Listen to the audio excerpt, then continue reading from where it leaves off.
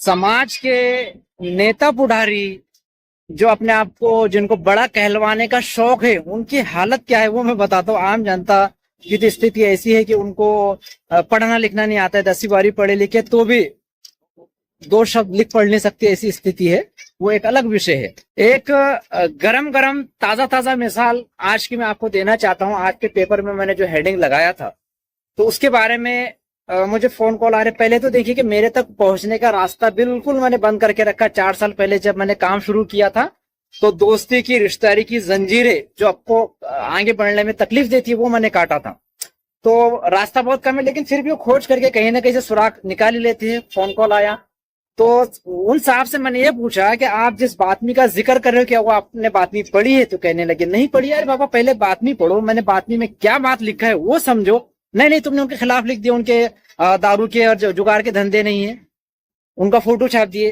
अरे जनाब, मैंने ये लिखा हूं कि उर्दू स्कूल के सामने अवैध दारू बेची जा रही है। हमारी मासूम बच्चे बच्चियां जो है वहां जाते हैं, वो बेवड़े बावड़े उनके सामने है, वर्ली जुगाड़ अपने गांव में चल रहे। और आप जो है जिनके बारे में मैंने बातमी छापा, फोटो छापा, वो जो है तो गांव के मुखिया है, बहुत बड़े नेता है। 10 फुट के कैसा हाथ ऊपर करे कि दिल्ली संसद तक उनका हाथ जाता है, नीचे मंत्रालय में पैर रहते हैं उनके, इतने बड़े नेता है। और समाज की स्थिति ये है। तो गांव में अगर इस तरह का अवैध दारू बिक रही है, उर्दू स्कूल के सामने बिक रही है, तो समाज का होते हुए आपकी जिम्मेदारी है, आप जवाबदार हो। आपकी बहू जो है तो गांव की सरपंच है, आप जो है तो एक जिम्मेदार नागरिक हो। आपका घराना अगर मैं चले जाऊंगा तो एक अलग टॉपिक हो जाएगा। तो इतनी आप जो है पावरफुल शख्सियत होने के बाद में भी अगर ये सब चीजें हो रही है, अवैध धंधे हो रहे हैं, तो मैं ये नहीं कह रहा हूं कि आप अवैध धंधों के मालक हो। मैंने ये कहा कि आपके आशीर्वाद से हो रहे हैं। देखिए, अगर आप में क्षमता नहीं है, आप में पावर नहीं है, आप उस काबिल नहीं हो कुर्सी के, तो वो क्यों मुखिया बन के घूम रहे हो? क्यों अपने आप को बड़ा समाज का नेता परिचित कराते हो? क्यों बड़ा कहलवाने का आपको शौक है? ये सब चीजें छोड़ दो। अगर आप समाज का भला नहीं कर सकते हो तो उस लेबल लगाकर अपने आप को हटो, मेरा नाम लिखो, ये करना छोड़ दो। पहली बात ये। दूसरी चीज, जहां तक रिश्तेदारी की जो बात कर रहे हैं, तो 4 साल से मैं संघर्ष कर रहा हूं, कोई रिश्तेदार मदद के लिए नहीं आया। तो ऐसी रिश्तेदारी क्या काम की जो आपकी मदद ना करे, है ना? अब ये कहते हुए लोग मुझ तक झूठी खबरें पहुंचा देते हैं। मेरे तक के जो है ना छान फटक के खबरें पहुंचती है। मेरे पास आदमी चेक करने की मशीन है। मैंने खबर क्या प्रकाशित किया, उसमें जुमले क्या है, पहले वो तो आप पढ़ने की जहमत गवारा करे। अभी जो मौलाना की मैंने तारीफ में छापा था, एक लफ्ज उसमें से निकाल के बता दो कि मैंने कुछ मौलाना की शान में गुस्ताखी किया हूँ।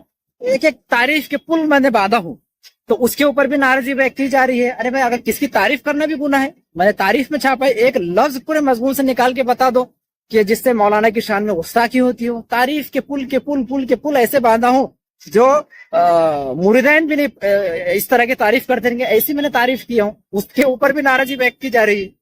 फिर जो है तो ये मुझे मारने की और केसेस करने की धमकियां दे रहे हैं। अरे मैं कह रहा हूँ तुम चोर हो, तुम्हारे मालूम है कितने भ्रष्ट है। इसको चोरी बोलेगी तो और क्या बोलेंगे? तुम्हारे पूरे काले कारनामे मेरे सामने है और तुम मानहानि की और इज्जत के दावे की बातें कर रहे हो। जरा चेहरे में आईने में पहले अपना चेहरा देख लो, है ना? किससे भिड़ रहे हो, सोच समझ के जरा, है ना?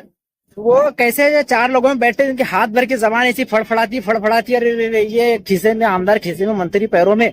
तो जब तुम्हारे पास में वाकई इतना पावर, ताकत और जबान इतनी तुम्हारी हाथ भर की फड़फड़ाती है, तुमने 4 साल में मेरी क्या मदद की है ना? इतने बड़े मंत्री, संतरी, आमदार, खासदार से तुम्हारे संपर्क है। इसी पैदा होते साथ ही जो राजनीति में कदम रख लिए, इस तरह के भी एक और साहब है।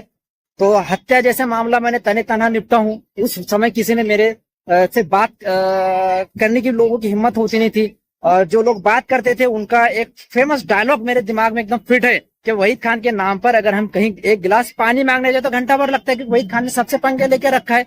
तो ऐसी स्थिति के अंदर भी मैं जो है तो लड़ा हूं, मैदान में खड़ा हूं और केसेस से मुझे डर नहीं लगता। ये जो धमकियां दे रहे केस कर देंगे, अरे बाबा हत्या, दरोड़ा, डकैती और ना जाने कैसे गंभीर गुनाह मेरे ऊपर दाखिल हो चुके, झूठे जेल में जा चुका हूं। तो मुझे रास्ता मालूम है जाने आने का। और मेरे आज 101 अंक हो चुके हैं और एक से एक जबरदस्त मैंने हेडिंग लगाया हूं। अगर बड़े बड़े अधिकारी जो है तो मेरी कलम पकड़ नहीं सकते, मेरे लफ्ज पकड़ नहीं सकते, और तुम जो है तो चुटुर पुटुर जो है हाथ भर की जबान वाले, फड़फड़ाने वाले बोल रहे हो कि मानहानि का केस करोगे, आ जाओ मैदान में।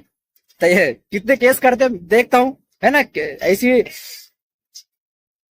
मैं तो चाहता हूँ ना कि भाई कैसे है कि मेरे से कोई भिड़े लड़े तो उसी से जरा आदमी कैसा ना एक्टिव रहता है। और ये लोग अगर कोई रिश्तेदार है और वो काम में नहीं आ रहा है, हाथ भर की जबान फड़फड़ा रहा है, दिल्ली तक के हाथ पैर उसके लंबे है, तो इसके जबान हाथ पैर जरा लिमिट में रखना, ये तो जिम्मेदारी है। वो तो उर्दू स्कूल के सामने मासूम बच्चों के सामने अवैध दारू बिक रही है, और इतनी बड़ी हाथ भर की जबान फड़फड़ाने वाला इतना बड़ा नेता गांव में होने के बाद में भी अवैध दारू बिक्री बंद नहीं हो रही है, तो ये शर्म की बात है। छोड़ो अपने आप को मुखिया कहना, छोड़ो अपने आप को बड़ा कहना, है ना। सरपंच बोले तो पूरे गांव का बड़ा होता है, उसकी जिम्मेदारी होती है।